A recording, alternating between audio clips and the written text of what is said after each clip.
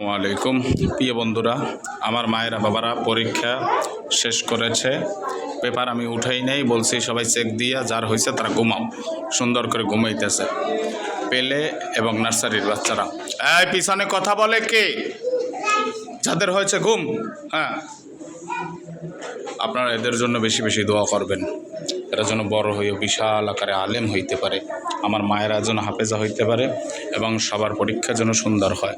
আর আপনারা ভালো মন্দ কমেন্টে জানাবেন, ভালো মন্দ জানার চেষ্টা করবেন এবং বেশি বেশি কমেন্ট করবেন, শেয়ার করবেন। ছোট ছোট বাচ্চারা কত সুন্দর মাসুম বাচ্চা, এই যে ঘুমায় দেখছেন আমার মা, এরা আমার মা। এই এক মা এখনও লিখতেছে, লেখো মা লেখো। যাদের লেখা হয় না তারা লিখতে থাকেন।